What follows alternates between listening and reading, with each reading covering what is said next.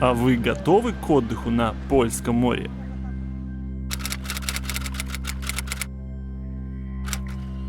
Ну, поехали. 300 злотых за шикарный прицеп, который буквально вчера притащили со свалки металлолома. Трейлер 1616 года. Или 300 злотых за одну ночь в своей палатке. Probably the most expensive camping I know. What an idiot. This price list was a tragedy as usual. И это комментарии в гугле от поляков и немцев. Закуски по цене обеда в варшавском ресторане, да еще и сомнительного качества. Просто нереальные конские цены, которые не соответствуют качеству и сервиса, который мы увидели. Jaki jeszcze serwis, co? To przecież kurort, wszyscy i tak kupią. Dawaj, płać podwójną stawkę, bierz swoje żarcie i spadaj, bo kolejka już za tobą stoi. Okej, proszę płatki ziemniaczane. Dziękuję bardzo. A jeszcze dodatkowo proszę śmietanki troszeczkę. Dziękuję. О, да, это польская Балтика, детка. Но давайте-ка без истерик. Просто честно поговорим, что происходит в высокий сезон на Польском море. Мы проехали все побережье этим летом от Гданьска до границы с Германией, и нам есть что вам рассказать. Можно вставить такую ремарочку, что езжай к себе, а то типа цены им не нравятся. No właśnie, no! Jak dobrze gada. Oczywiście, до siebie. Отдельной красной главой нужно, конечно же, выделять историю с арендным жильем на польском побережье в высокий сезон. Это, конечно, потрясающая, просто увлекательнейшая история. Помимо больших отелей и пансионатов вдоль всего морского побережья, все, кому не лень, сдают комнаты в аренду. Куда ни посмотри, в любой дом, просто абсолютно любой, 100% домов, и на всех домах висят покои, гостиные, ночлеги. Конечно, есть очень много приличного жилья, но по цене все тех же отелей. Поэтому многие успешно построили бизнес на том, что есть, на сараях и прогнивших прицепах. Как вы можете знать из прошлых наших видео, мы на все лето отправились на побережье с палаткой по кемпингам. Но вы также в курсе, какое дождливое лето выдалось в этом году.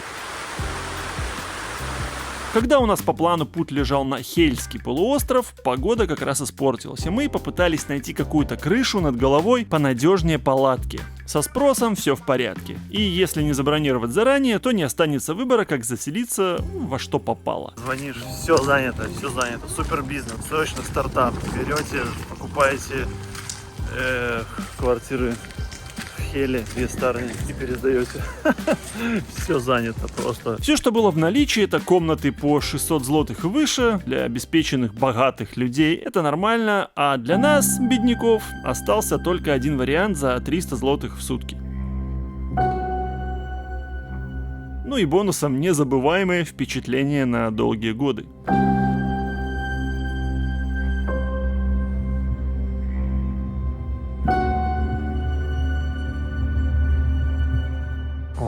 Вот это вот все чудо. 300 злотых в сутки. С дополнительной парковкой 20 злотых в сутки, потому что как бы в люксе бесплатно парковочка не предоставляется. Короче, это реальный шок. У меня такое чувство, что я попал в какой-то хоррор в американских фильмах, где в провинциальном штате приезжают, там в трейлерах вот в таких живут. Это трейлер 1616 года, наверное, ну по ощущениям.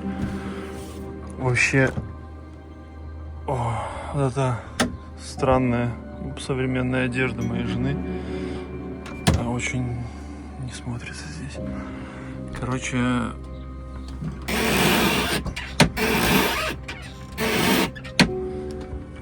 как вам антуражик? Короче, блин, это просто потрясающе. Очень классный вопрос хозяина был. Вот эту плитку я выбил у него. Я говорю, а где готовить? Есть плита. Он такой, а что вы собираетесь готовить? Я говорю, ну, например, просто первое, что попало в голову, например, может быть, еду. Он говорит, ну дам вам плитку. Я в полной мере теперь поняла выражение «смелым в рай в шалаше». Ну, блин, если нас тут не убьют ночью. Я хожу, тут проваливается пол, здесь не работают, вон какие-то не открываются, написано, не открывается, окна сломано. Оно все уже, блин, ну, в общем, это очень интересный опыт. Было страшно детей там оставлять спать. Один из углов этого фургона, где располагалась одна из кроватей, там что-то было покрашено какой-то старой свинцовой краской, которая до сих пор не засохла. Она там просто пахла какой-то краской ацетоном или какой-то лакопокрытием, не знаю чем. Детей там было нельзя ложить, мы их переложили на другую кровать, которая вся скрипела, там, когда стол складывается. Ну, то есть, это реально, реально фургон выглядел, как будто его просто взяли и притащили из свалки металлолома. Там, конечно, очень хозяйка такая добродушная, и она как бы этим компенсирует все, но это две не связанные вещи. Хозяйка, как человек хороший, конечно, она очень старается услужить, быть там услужливой, доброй, милой, и дает тот самый сервис, которого, в принципе, на польском побережье практически нет, и, наверное, она этим подкупает, но все равно, по факту, она сдает металлолом за такие деньги, и, вот так вот. Ребят, напоминаем, что в нашем телеграм-канале много пользы по жизни в Польше или при переезде в Польшу. Все контакты наших хороших друзей-риэлторов, которые помогают искать жилье в Варшаве. В Варшаве уже заселили более 20 наших подписчиков по нашей рекомендации. Надежные контакты, страхование автомобилей, мобильная связь. И стараемся просто там живое общение поддерживать, всегда на связи. Плюс польза, плюс связь, плюс польза, плюс связь. Кому нужно, заходите. Увидимся. Понятно, что люди, которые живут на курортах, они пытаются заработать. Это классическая стандартная схема. Во всех курортных местах люди сдают, как-то переоборудуют свое жилье, достраивают и сдают комнаты.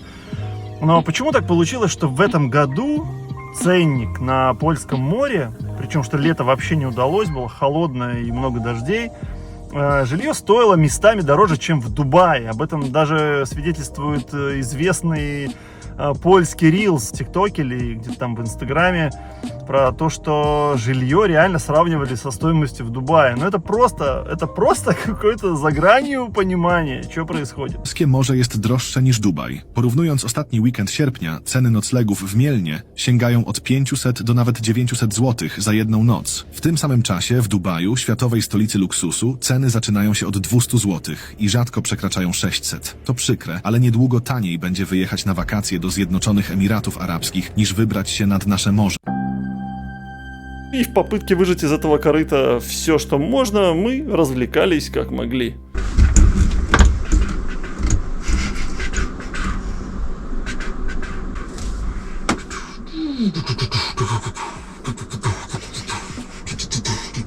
Халупы приехали, парковка 12 злотых час. Халупы, это даже не хель. Халупы. Я понимаю жадность, да, но есть какая-то грань, черта, какая-то здравый смысл.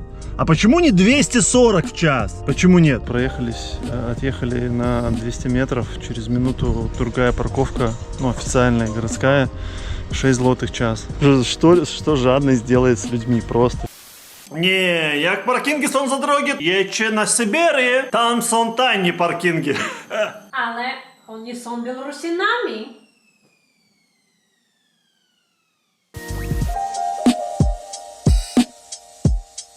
Самая яркая проблема — это то, что цена не соответствует сервису. Сервис очень-очень слабый. Мы, на самом деле, когда сюда ехали, нам всегда все это и говорили. И когда сюда приезжают люди из СНГ, открывают что-то свое, то полякам это очень сильно заходит. Они прям идут, им это нравится, потому что они начинают ощущать, что значит, когда человек дает тебе классный сервис, когда он тебе улыбается, когда он вот прям ты чувствуешь заботу, ты приходишь и тебе хочется опять вернуться, потому что ты чувствуешь заботу о себе, ты чувствуешь, что люди готовят на кухне с любовью, и ты чувствуешь, что они тебя обслуживают, то есть у них какие-то есть тренинги, там, когда ты, ну вот прям над этим работаешь. Самое важное для клиента — понимать, за что ты платишь деньги.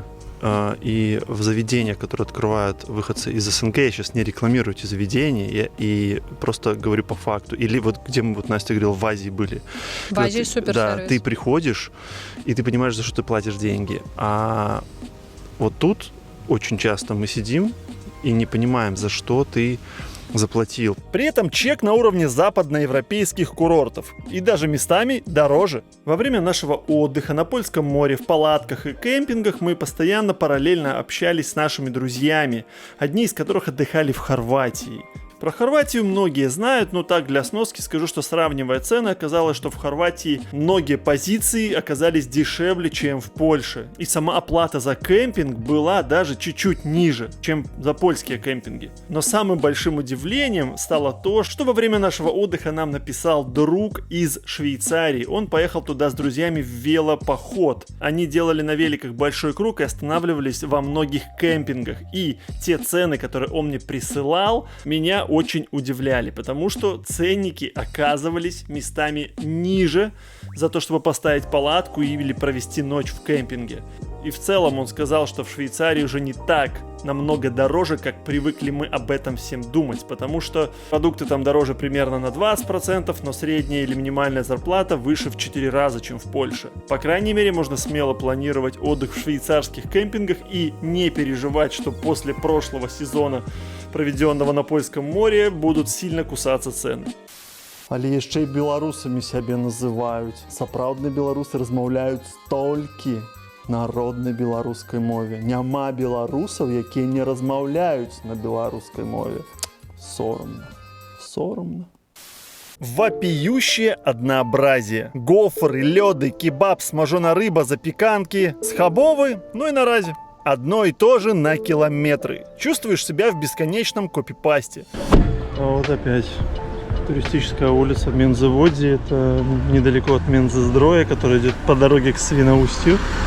И опять все одно и то же. Дело не в том, что мне не нравится, что готовят еду и там одинаковую. Нет. Они прямо просто как будто под копирку эти заведения, входы, названия. И никто не пытается выделиться. Меня бы вот так вот выпустили с закрытыми глазами, я бы не отличил, где какое место, потому что все одинаковое, даже название кафе не выглядит, вывески даже одинаково. Ну и, как и говорил раньше, фрытки, лёды, запеканки, хот-доги, косички цветные, и все.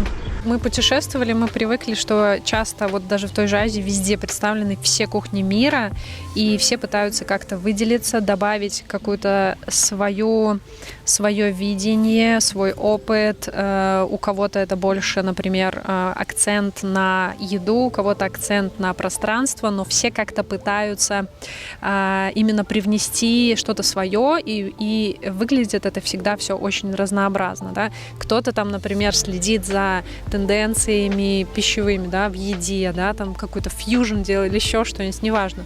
А кто-то следит больше за декором, там, да, и больше, как я сказала, да, больше акцент на создание какого-то интересного пространства, чем-то выделиться, что-то новое предложить людям, и все это как бы в ногу со временем. Вопрос, почему реально ни у кого не возникает какой-то идеи сделать что-то оригинальное, интересное, что-нибудь другое. Вот. Опять же, не знаю, это неплохо, не хорошо, но интересно.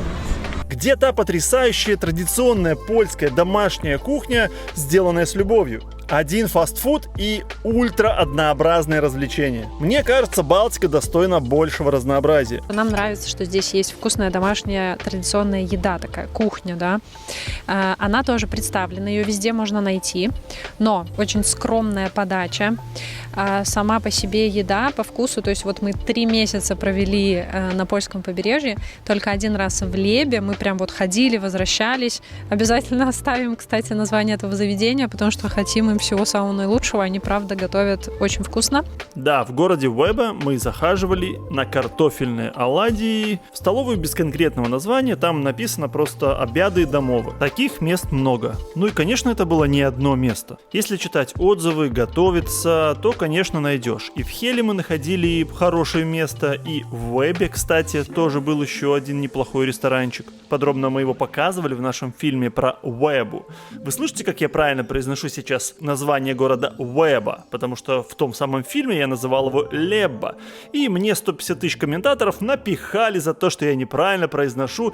Как же я могу быть таким презренным человеком, чтобы так себя вести? Поэтому я исправляюсь и, сделав работу над ошибками, сейчас правильно произношу название прекрасного польского города Уэба. В общем, еще где-то мы находили хорошие места, но смысл в том, что если просто проходя мимо зайти в первое попавшееся заведение, то скорее всего, 90% случаев, вы попадете на отношения вот «ешь, что дали» и «закрой рот». Потому что если не ты, то за тобой вот еще целая очередь желающих. У нас все окей, стараться мы не видим смысла. Обычно это просто приготовлено, там, то ли это выжарено, ну, правда, это что-то без вкуса, это что-то, знаете, вот как видно, что огромный поток людей, и то, что вы сейчас видите, что происходит в сетях, это просто нереальное количество огромное людей. Те, кто предлагают еду, предлагают сервис там, или продукцию, все понимают, что у них будут все равно есть, потому что людям нужно где-то есть, у них все равно будут все покупать. И, соответственно, zачем стараться?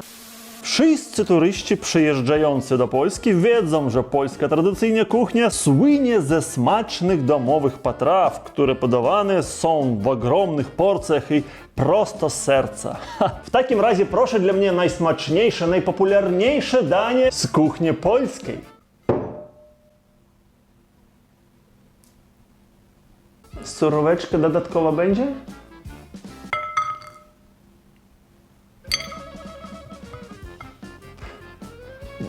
Bułeczku proszę?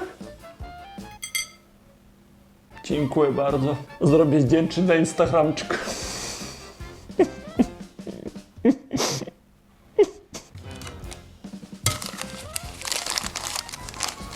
$250 zł. No fajnie. Proszę kartą. Tylko gotówką! Но почему все так? Искренне хотелось бы разобраться и понять ситуацию. Откуда реальные причины такого ценообразования с достаточно низким уровнем сервиса? Да, я все понимаю, что это суперсезонная история, и за короткое время нужно накосить денег так, чтобы жить целый год. Но есть же какая-то разумная, адекватная граница, поэтому я и интересуюсь вашим мнением и с радостью его послушаю. Также можно сказать о запредельных ценах в кемпингах. Мы делали отдельное видео про город Лебу, классно. Впечатление у нас от этого отдыха и классный кемп, он там новый, свежий, на первой береговой линии, очень классный кемпинг, нам очень понравился, классный хозяин, и вот отдельно можете посмотреть про него в нашем фильме про Лебу, там такой маленький фильмик мы сделали про город, многим понравилось, поляки хвалили, спасибо всем за комментарии, за поддержку, ничего так не мотивирует, как отзывы зрителей, потому что для вас все делается. Я думаю, те, кто подписан, заметили, что у нас была огромная пауза после фильма про Лебу, на самом деле я просто выпал там, устал, выгорел, мы устали после 3 месяцев кочевания, мы только переехали во Вроцлав, дети в садик, 1 сентября, обживаться, новое место. Очень устали мы жить на колесах, в палатках, вот эти переезды. Плюс мне 40 лет исполнилось недавно, вот в июле, в конце июля меня накрыла депрессия, кризис среднего возраста, сомнения, апатия, вот это все вместе, в итоге поэтому такая пауза. Сейчас немножко отдохнули, набрали сил и хочется продолжать создавать классное видео, поэтому спасибо всем за поддержку. Если нравится, лайкайте, не жалейте вот этого клика одного, вам не сложно, а для нас большое дело, правда, это помогает продвигать канал. Одно нажатие на лайк, по-моему, 10 лишних показов дает видео для других людей, поэтому очень полезно. А комментарии — это вообще основной двигатель для канала, поэтому всем спасибо, что пишете, это Правда, очень-очень важно. Спасибо еще раз за поддержку. Так вот, кемпинги. И они тоже стоят каких-то нереальных денег. Вот этот классный кемпинг в Лебе стоил около 220 злотых в сутки. Семьей одна палатка, машина, 4 человека, электричество. И это был по-настоящему крутой, свежий кемпинг с классными санузлами. Все показали в фильме про Лебу, не буду повторяться. И потом мы когда поехали уже в сторону Свиноустья и стали останавливаться в таких популярных, заезженных кемпах, очень популярные, потому что ближе к Германии, много немцев, то у нас был шок. Там просто по 3 до 300 злотых в сутки доходило, чтобы стоять с палаткой. Настя нашла какой-то кемпинг, Викинг, да, здесь недалеко, под Минзездроем, Минзаводе. Ну еще мельдунки там будут, да. Короче, 316 злотых в сутки, чтобы стоять с палаткой. Камон, ребята, это класс. Это 70 евро или сколько? Мартин пишет, кстати, что probably the most expensive camping I know, 25 zloty for a dog. Unless it includes meals and animations. What an idiot. This price list was a tragedy as usual. And how much do you pay for a bicycle that is parked next to the trailer? Какой-то поляк приехал в польский кемпинг и немножко офигел. Уже не 25 за собаку, уже 26. Уже 26, Мартин. Угу. Инфляция, цены. Угу. Сорян, Мартин. Так что твой док уже, короче, в 25 не влазит. Мне за 12 дней выставили счет 3300 злотых за то, чтобы постоять там 10 или 11 дней в кемпинге с палаткой. И этот кемпинг, кстати, Трэмп, он большой, гигантский, тоже супер заселенный. И там даже души разломанные, вода плохо, вот эти, знаете, вот эти штуки, которые нажимаешь, эти самоотжимы, они, вот оно все видно очень потертое. В той же Лебе оно все новое, просто как в отеле, как отель на природе. И там эти деньги ты понимаешь за что. А здесь немножко было непонятно, но потом мы поняли, не будем гнать на Трэмп, потому что это место для любителей. Они там очень сильно вкладываются в анимацию. И там огромное постоянные концерты, вечером тусовки для тех, кто любит шумный, такой веселый, пьяный пивной отдых, пить пиво, компании, заедать там фрытками, запеканками, вся эта рыба жареная, там кафешки, выход к морю тоже рядом. И, кстати, по поводу дорого, просто маленькая ремарочка. Возле нас стояли немцы, компания немцев. И они офигевали с того, какой дорогой этот кемпинг. Говорили, типа, вот здесь дорого, офигеть, как дорого. Когда узнали, что мы собрались стоять 12 дней или 15, они сказали, нифига, мажоры вы, типа, мажоры. Короче, вот как-то так. Это такие реалии, и я понимаю, что такой бизнес, но я тоже говорю от себя, от своего мнения, и повторюсь, очень интересно услышать, что вы думаете по этому поводу.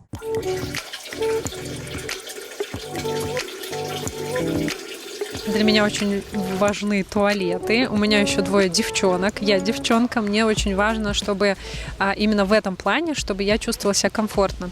Это, знаете, какая-то такая базовая потребность. Хотим еще от себя добавить наблюдение, которое нас неприятно удивило. По всему побережью невозможно сходить в бесплатный туалет. Почему-то. И это несмотря на то, что за день отдыха ты оставляешь там реально большую сумму.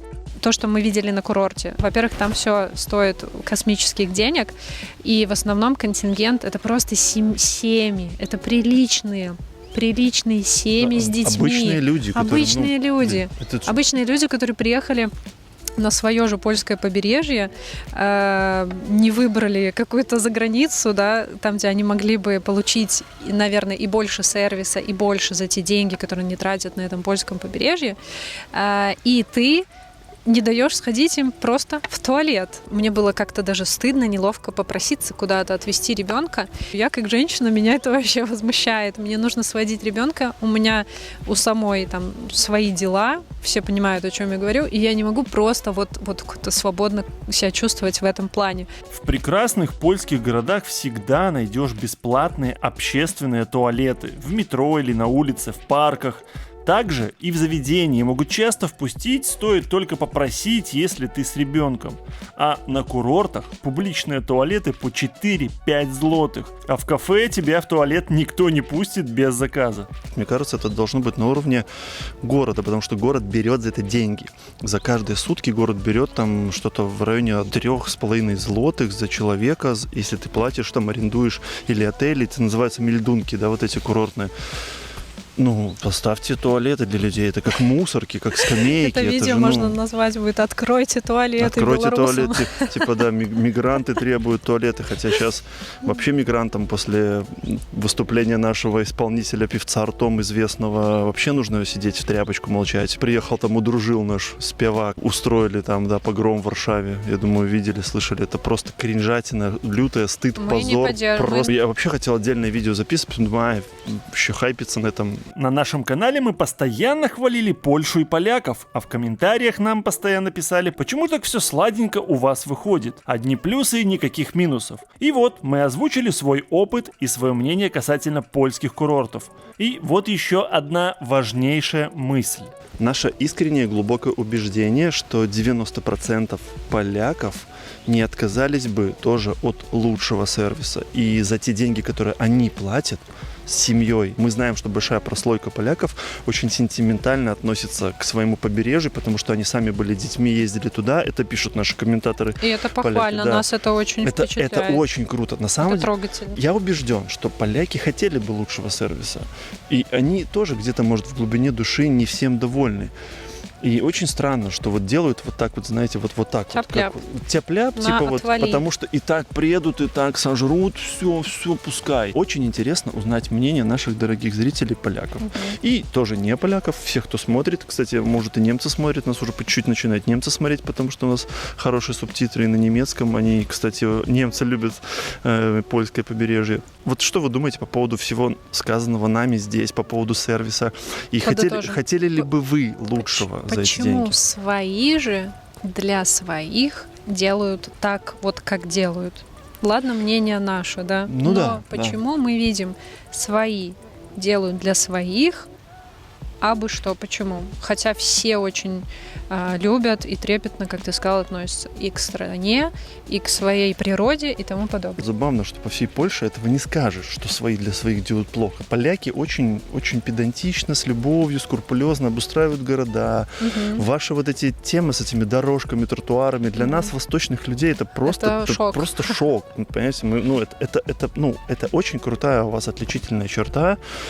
Как вы относитесь к своим городам? Всякие мелочи, насосы для велосипедов, скамеечки, парки, это все потрясающе. Мы восточные подмечаем все детали. Но да. почему-то, как будто до побережья вот эта вот волна вот этого не дошла. Какого-то вот странно. Люди как будто сходят с ума в сезон, да? Может быть, мы в чем-то не правы. Напишите, давайте обсудим.